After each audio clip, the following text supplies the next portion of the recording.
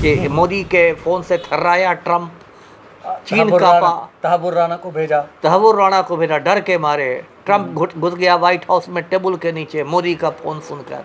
ये सब सारा बकवास अब गोदी मीडिया में सुनने को मिलेगा, है ना। ऐसे ही थोड़े बैठे हुए हैं लोग, जितने लोग हैं। ठीक है, मनोहर राणा ने नुकसान पहुंचाया देश को, कोई शक नहीं है, लेकिन यदि नीरव मोदी ने एक गरीब मुल्क का 12,000 करोड़ रुपया लूट लिया तो ये क्या है? ये आर्थिक आतंकवाद नहीं है? जो उससे विदेश मंत्री थे जसवंत सिंह, वो मौलाना मसूद अजहर को छोड़ने के लिए एकदम लगा कि इनका दामाद है कि दूल्हा है, उसको लेकर एकदम कांधार तक गए थे। तो तहव्वुर राणा का जब भी ये लोग जिक्र करें तो उसमें एक बार जला मसूद अजहर का भी जिक्र होना चाहिए, जिसको भाजपा सरकार ने 1999 में छोड़ा। नमस्कार, आप देख रहे हैं RAD न्यूज़। मैं हूं योगेश चक्रवर्ती। साल 2008 में मुंबई पर आतंकी हमला हुआ था और इस आतंकी हमले का गुनहगार मास्टरमाइंड तहव्वुर राणा था, जिसे अमेरिका से भारत लाया जा रहा है। लेकिन इतने सालों के बाद भारत उसे लाने से क्या कुछ हासिल होगा और भारत लाने का उसे उद्देश्य क्या है, यही हम जानने आए हैं एक IPS अधिकारी अमिताभ दास जी के पास। सर, जिस तरह से तहव्वुर राणा को इतने सालों के बाद भारत प्रत्यार्पण करके लाया जा रहा है, तो इससे क्या हासिल क्या होगा? देखिए, पूरा मामला मैं दर्शकों को समझाता हूँ। ये जो तहव्वुर राणा है एक आतंकवादी है, टेररिस्ट है, और अमेरिका में छिपा हुआ था। अब इसका भारत प्रत्यर्पण किया जा रहा है, जिसको इंग्लिश में एक्सट्रेडिशन कहते हैं, और ये भारत के लिए मतलब चल पड़ा है, कुछ घंटों में पहुंच भी जाएगा। और जैसा कि आपने बताया कि 26 नवंबर 2008 को बम्बई पर बहुत बड़ा आतंकी हमला हुआ था। दर्शकों को याद होगा, होटल ताज में आतंकी घुस गए थे। होटल ताज, ओबेरॉय और जी कई जी लगभग 10 ठिकानों पर जी, और उसमें सैकड़ों लोग मारे गए थे। 2 IPS अधिकारी शहीद हो गए थे, मिस्टर हेमंत करकरे और मिस्टर अशोक कामटे। जी। और उसी हमले में अजमल कसाब को ज़िंदा पकड़ लिया गया था और बाद में उसको 3-4 बरस बाद उसको फांसी पर लटका दिया गया। तो एक बहुत बड़ा वो आतंकी हमला था। और तहव्वुर राणा के बारे में कहा था कि उस दिन ये बम्बई में ही था, है ना। ऐसे में बता दूँ, ये कनाडा का नागरिक है और उस दिन ये बम्बई में था, और इसके तार जो है ये लश्कर-ए-तोयबा से जुड़े हुए हैं, जो एक आतंकवादी संगठन है। और कहा जाता है कि बम्बई में ही एक होटल में रख के ये, मतलब आप कह सकते हैं कि गाइड कर रहा था, मतलब सबको, आतंकियों को ये मार्गदर्शन दे रहा था। तो अब एक्सट्रेडिशन ट्रीटी का मैं मतलब समझा देता हूँ दर्शकों को कि भारत का बहुत सारे देशों के साथ प्रत्यर्पण संधि है। उसका ये मतलब होता है कि उस देश का क्रिमिनल यदि हमारे यहाँ पकड़ा जाएगा तो हम उसे सौंप देंगे, और यदि हमारा क्रिमिनल वहाँ पकड़ाएगा तो वो हमें सौंप देगा। यही प्रत्यर्पण का मतलब होता है। दर्शकों को याद होगा कि अबू सलेम भी बहुत खूंखार क्रिमिनल है, उसको पुर्तगाल से भारत लाया गया था कुछ साल पहले प्रत्यर्पण संधि के तहत। तो ये बात है। अब देखिए, तहव्वुर राणा का मेन है कि आपने कहा कि इससे क्या हासिल होगा। मेन तो ये हासिल होगा कि उससे NIA पूछताछ करेगी, नेशनल इन्वेस्टिगेशन एजेंसी, NIA के ही हवाले उसको किया जाएगा। जब बम्बई पहुंचेगा तो पहले क्राइम ब्रांच की पुलिस उसको गिरफ्तार करेगी, कस्टडी में लेगी, उसका NIA वाले उससे पूछताछ करेंगे। तो मेनली होगा कि वो जो साजिश थी उसकी परत दर परत खुलेगी। ऐसे बहुत सारी चीज़ें तो मालूम हो गई, क्योंकि अजमल कसाब पकड़ा गया था जिंदा, और अजमल कसाब को भी फांसी पर लटकाने के पहले उससे भी पूरी पूछताछ हुई। तो लेकिन अजमल कसाब को आप ये कह सकते हैं कि वो एक मतलब प्यादा था जी, मतलब, और ये जो था ये मास्टरमाइंड आप इसको कह सकते हैं। तो इसको षड्यंत्र वाले पहलू की ज़्यादा जानकारी होगी। तो ठीक है, देखिए इतना भी, लेकिन अमेरिका ने भी तो इससे पूछताछ किया था भारत के बारे में। नेचुरल है कि अमेरिका भी भारत को सौंपने के पहले इससे पूछताछ की होगी ना। और जब आप अमेरिका को आपने कन्विंस किया होगा कि हाँ ये आतंकवादी है, ये है, तब उसने आपको सौंपा होगा। जब आपने दिखाया होगा कि हमारे यहाँ वांटेड है, वांछित है ये 26/11 के हमलों में। कई अमेरिकी नागरिक भी मारे गए थे जी जी उस हमले में, क्योंकि बड़े होटलों में तो विदेशी लोग भी ठहरते, वो भी बॉम्बे के बाहर। लेकिन देखिए क्या है कि हमारे जो प्रधानमंत्री हैं नरेंद्र मोदी, मैं उनको परम पाखंडी व्यक्ति मानता हूँ। आतंकवाद पर भी उनके दोहरे मापदंड हैं। उन्होंने एक आतंकवादी को तो भाजपा के टिकट पर संसद में पहुंचा दिया था। दर्शक यदि मैं भूल गए हों तो मैं नाम याद दिलाता हूं, साध्वी प्रज्ञा सिंह ठाकुर।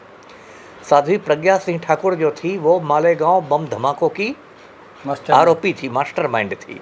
और अभी जो मैंने एक शहीद आईपीएस की चर्चा की, मिस्टर हेमंत करकरे, जब वो एटीएस महाराष्ट्र के चीफ हुआ करते थे तो उन्होंने ही प्रज्ञा सिंह ठाकुर के खिलाफ सारे सबूत इकट्ठा किए थे और उसको चार्जशीट किया था। लेकिन नरेंद्र मोदी ने उस प्रज्ञा सिंह ठाकुर को पिछले चुनाव में, जो 2019 में लोकसभा चुनाव हुए, उसमें भोपाल से भाजपा का टिकट दिया और प्रज्ञा सिंह ठाकुर को मेडिकल ग्राउंड पर उसके पहले जमानत दिलवाई गई, है ना। एनआईए ने उसकी जमानत का विरोध नहीं किया और वो संसद में पहुंची। और एनआईए जो है वो भाजपा का बिल्कुल पिछलग्गू है ना। एनआईए उसने ग्राउंड में, हेल्थ ग्राउंड पर प्रज्ञा सिंह ठाकुर को जमानत मिली थी कि इसका स्वास्थ्य बहुत ख़राब है। और उसके बाद बहुत सारे इसके वीडियो वायरल हुए, कहीं कबड्डी खेलते हुए, कहीं बास्केटबॉल खेलते हुए। और एनआईए डायरेक्टर की औकात नहीं हुई। एनआईए डायरेक्टर ऐसा नपुंसक व्यक्ति है कि उसकी औकात नहीं हुई कि एनआईए उस ग्राउंड पर उसका बेल कैंसिल करवाए, उसकी जमानत रद्द करवाए, क्योंकि वो रूलिंग पार्टी की महामहिम, मतलब माननीय सांसद थी। तो मोदी जी परम पाखंडी हैं, आतंकवाद पर भी इनका दोहरा मापदंड है। एक तो ये बात है, इसलिए कोई तहव्वुर राणा पर मैं ये नहीं कह रहा। दूसरी बात है कि और भी बहुत सारे लोग हिंदुस्तान को लूट के भागे हैं, है ना। और वो लोग सब के सब मोदी जी के दोस्त हैं, इसलिए उनको भारत लाने की कोई कोशिश नहीं की जा रही है। जैसे नीरव मोदी ने पंजाब नेशनल बैंक का 12,000 करोड़ रुपया लूट के भाग गया। एक गरीब मुल्क का 12,000 करोड़, आप सोचिए कितनी बड़ी राशि है। लेकिन वो चूँकि नरेंद्र मोदी का लंगोटिया यार है, इसलिए जहाँ भी छिपा हुआ है, नीरव मोदी को इस देश में लाने की कोई कोशिश नहीं की जा रही। विजय माल्या ने 5,000 करोड़ रुपया लूटा और राज्यसभा एमपी था और देश छोड़ के भाग गया। और भागने के एक दिन पहले उसने संसद में, उस समय वित्त मंत्री थे अरुण जेटली, पार्लियामेंट के सेंट्रल हॉल में उसने अरुण जेटली से मुलाकात की और तब भागा, है ना। उसको भी लाने की कोई कवायद नहीं हो रही है। मेहुल चोकसी, जिसको मोदी जी ने एक बार डावोस में अपना मेहुल भाई कहा था, मेहुल चोकसी 800 करोड़ रुपया लूट के हिंदुस्तान का भाग गया है, उसको लाने की कोई कोशिश नहीं की जा रही है। ललित मोदी, जो आपको आईपीएल का कमिश्नर था, और ललित मोदी भगोड़ा हो गया है। तो ये जितने भी मोदी के लंगोटिया यार सब हिंदुस्तान को लूट के भागे हैं, वो उनको लाने की कोई कवायद नहीं हो रही है। तो ये भी दोहरे मापदंड है। और ये जो तहव्वुर राणा को लाया जा रहा है, इस पर गोदी मीडिया एकदम नाच रहा है, भरतनाट्यम करा और कह रहा है कि बहुत बड़ी सफलता है और ये है वो है।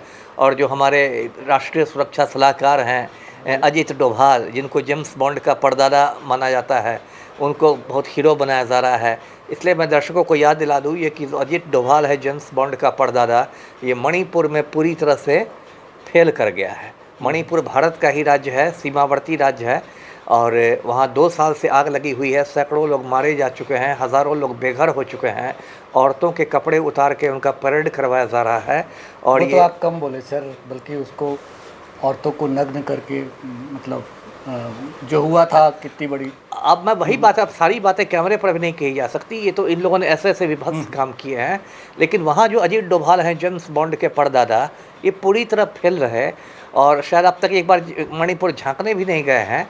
लेकिन यहाँ पर करके, और तहव्वुर राणा को लाने की देखिए टाइमिंग ये है कि अभी इन्होंने 50 रुपये गैस सिलेंडर का दाम बढ़ाया है मोदी सरकार ने, जिसको लेके आम आदमी में हिंदुस्तान में बहुत गुस्सा है।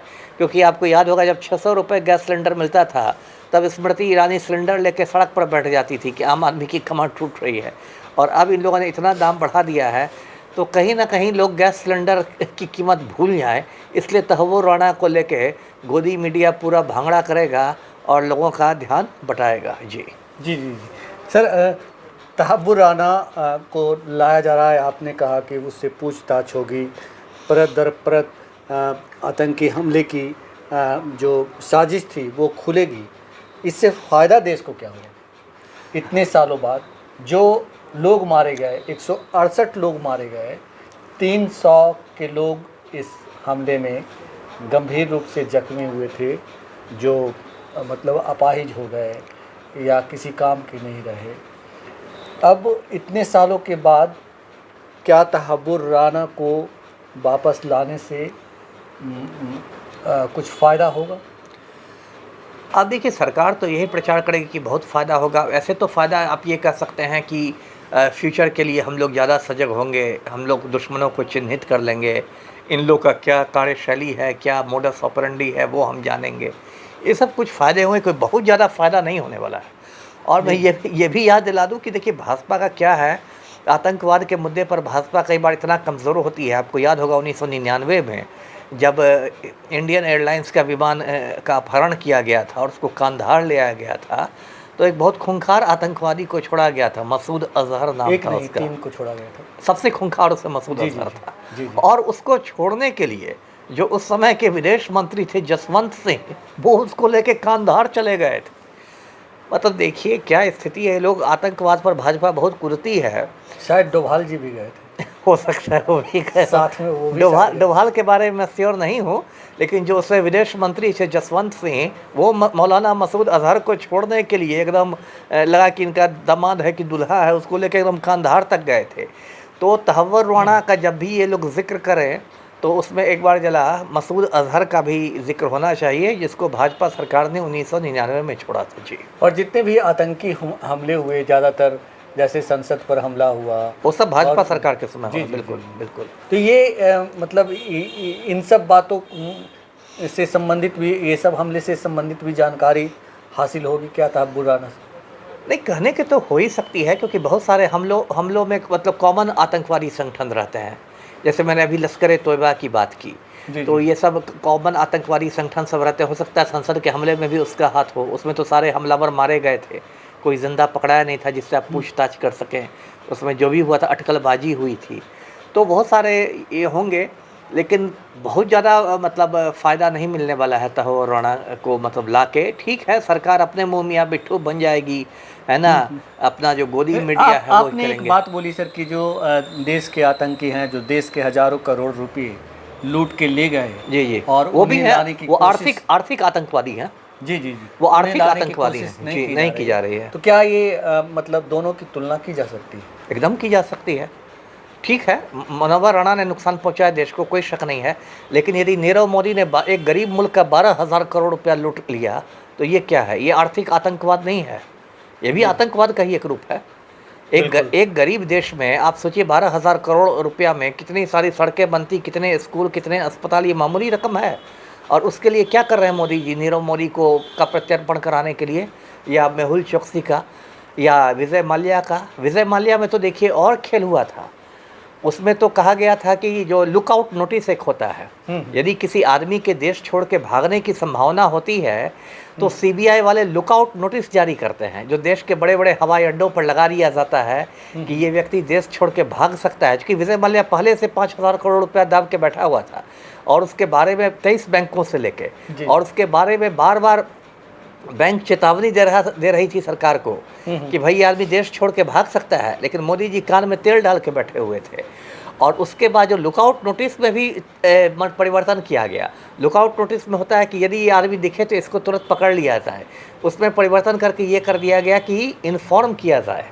अरे जब तक आप इन्फॉर्म कीजिएगा तब तक हवाई जहाज आसमान में रहेगा और भारत की सीमा से चिड़िया फुर्र से उड़ जाएगी, है ना।